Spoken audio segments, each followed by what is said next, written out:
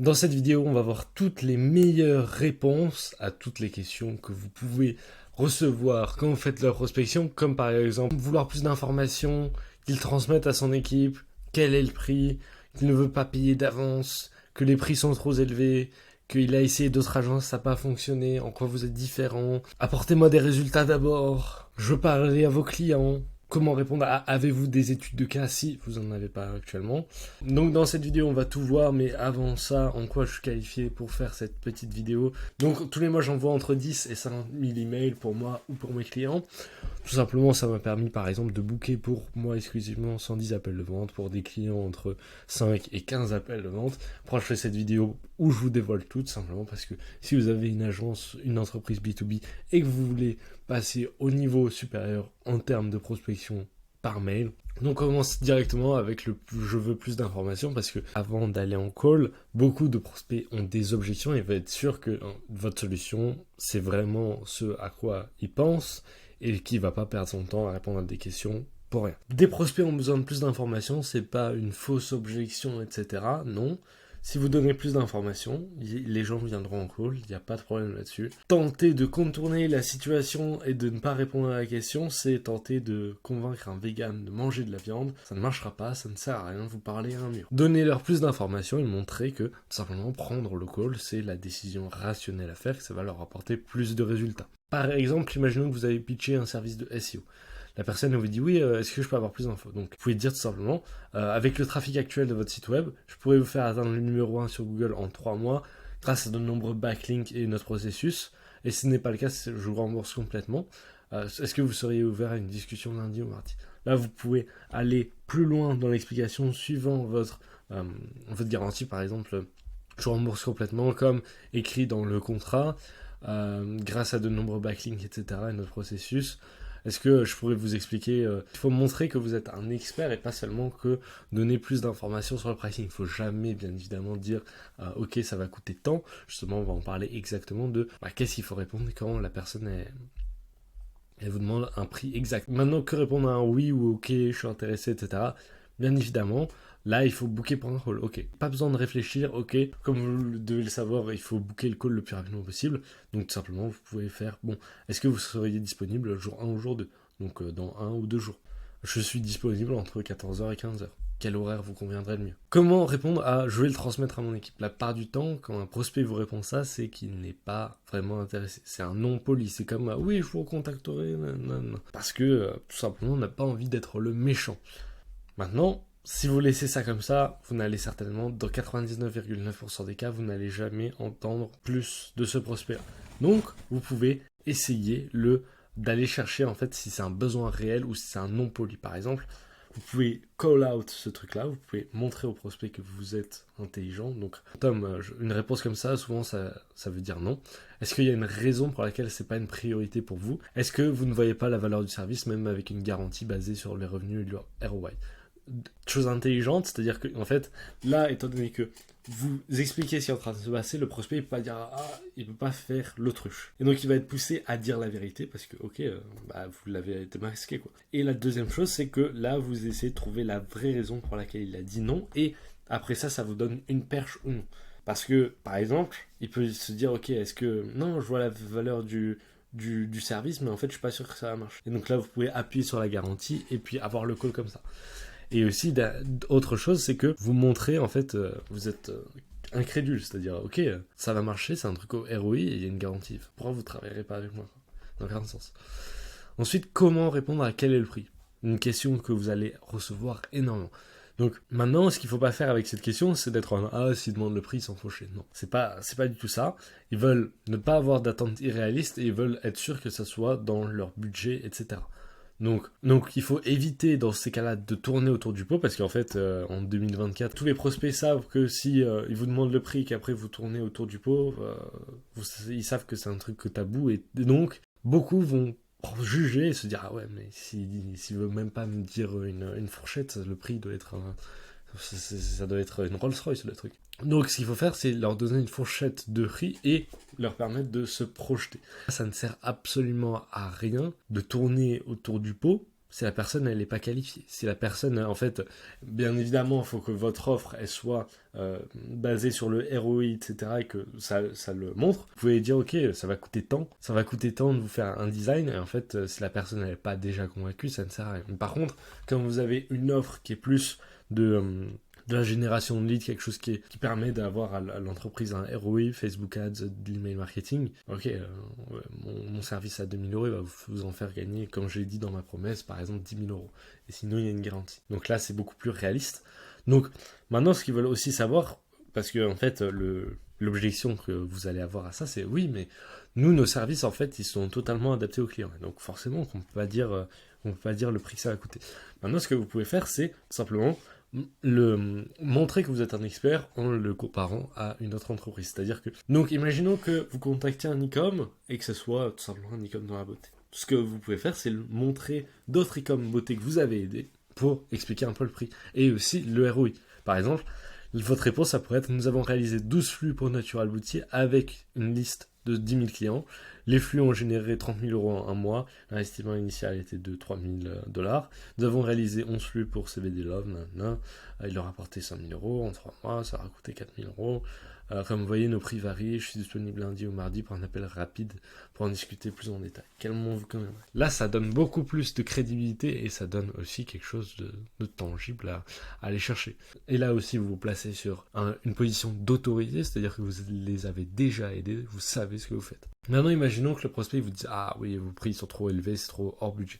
Donc là, il ne faut pas que vous soyez énervé par rapport à ça, il faut que vous essayez de comprendre si en fait c'est un problème de valeur ou c'est un problème que le prospect est tout simplement broke. Dites, par exemple, quand vous dites que votre prix est trop cher, en fait, est-ce que vous voulez dire que c'est trop élevé pour vous en ce moment ou trop élevé en général par rapport à la valeur de ce service? Dans les deux cas, ensuite, vous pouvez jouer sur: ok, c'est trop élevé pour vous personnellement en ce moment, ok, quand est-ce que ce serait un bon moment pour vous recontacter, étant donné qu'il y a une garantie, etc., et que le retour sur investissement, il est certain. Et ensuite, est-ce que la valeur est trop élevée en général pour la valeur de notre service? Hop, en fait, vous pouvez tout simplement aller vers les case studies et aller vers vos études de cas et garanties, tout simplement pour dire: en fait, non.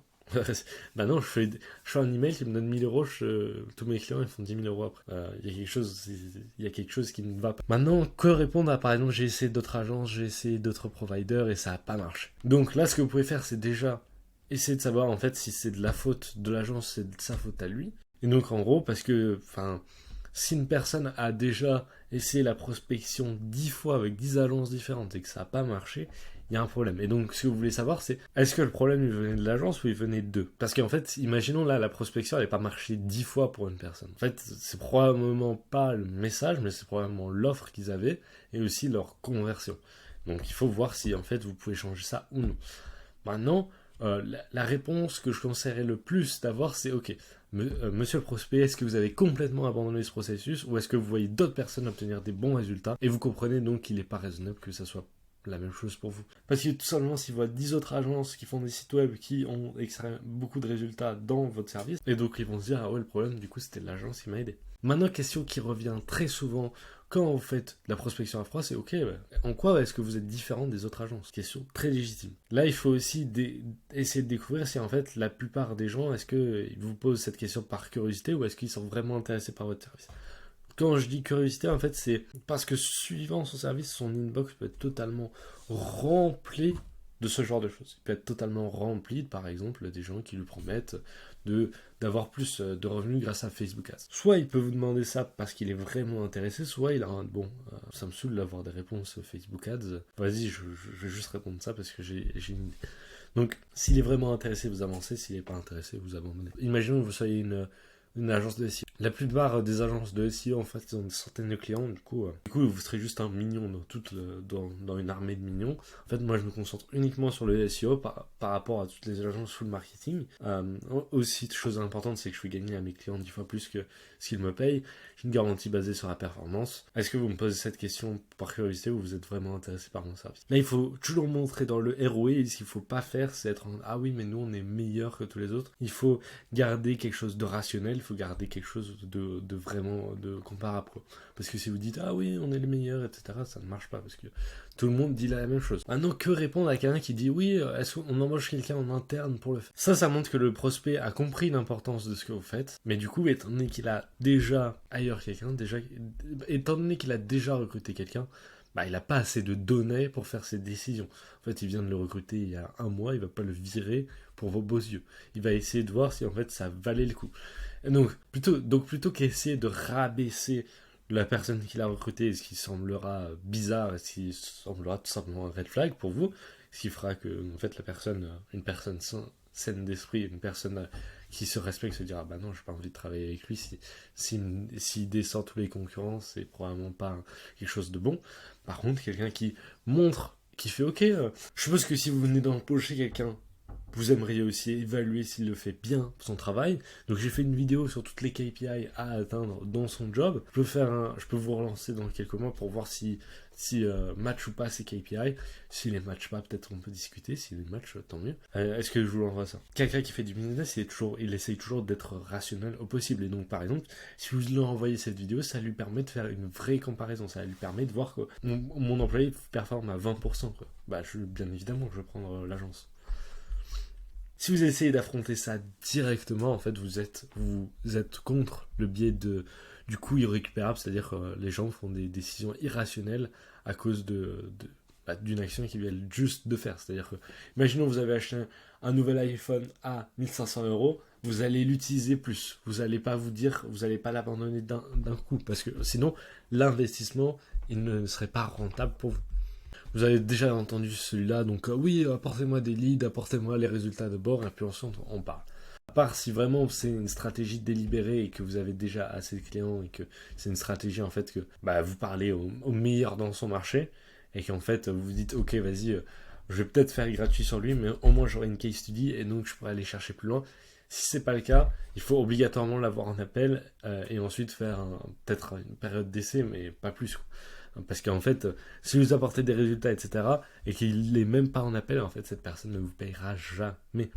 Donc, aussi, d'après mon expérience, si les prospects répondent ça, vraiment un mauvais signe, donc concrètement, je dirais de l'ignorer. Maintenant, vous pouvez copier-coller cette réponse, on sait jamais ce que ça peut apporter. Donc, je comprends totalement ce que vous faites, c'est une manière tout simplement astucieuse de répondre. Vous voulez vous assurer que ça fonctionne vraiment.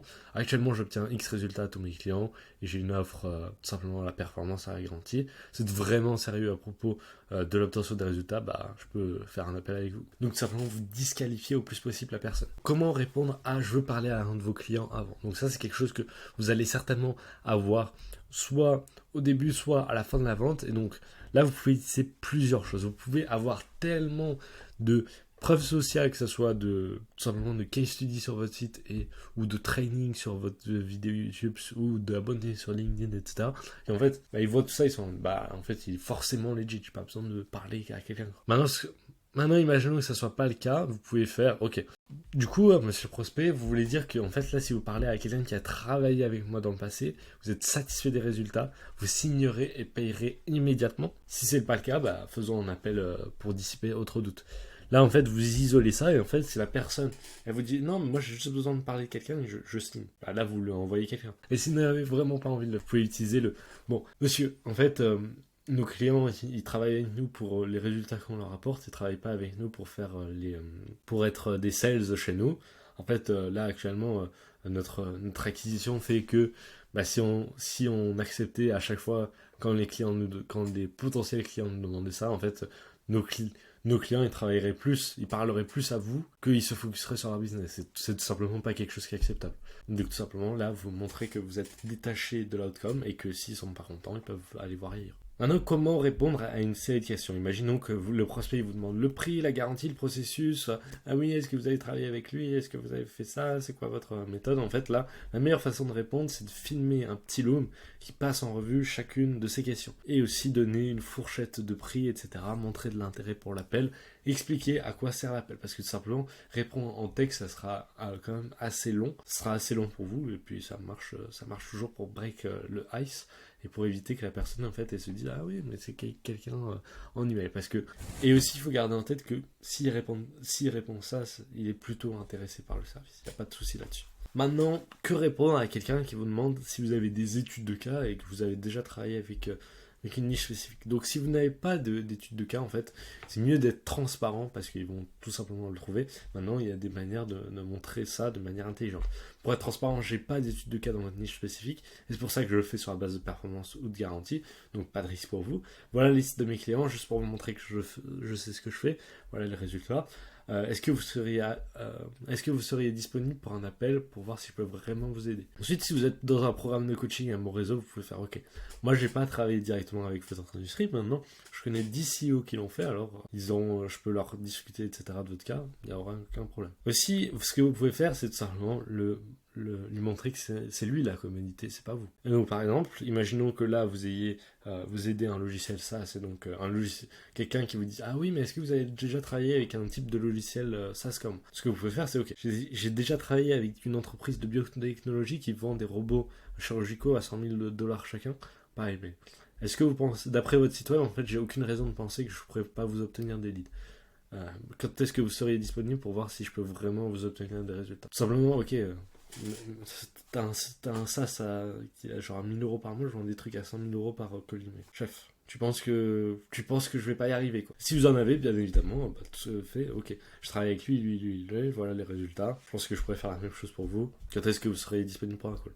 Si ces réponses vous ont plu, mettez un like, abonnez-vous, parce que tout simplement ça me motivera à faire plus de vidéos comme ça qui dévoilent toutes les choses que vous devez savoir sur le call email. Autre chose, si vous avez une agence, une entreprise B2B et que vous voulez passer votre prospection au niveau supérieur, tout simplement, prenez tout simplement un petit appel avec moi, on verra ce que je peux faire exactement pour vous.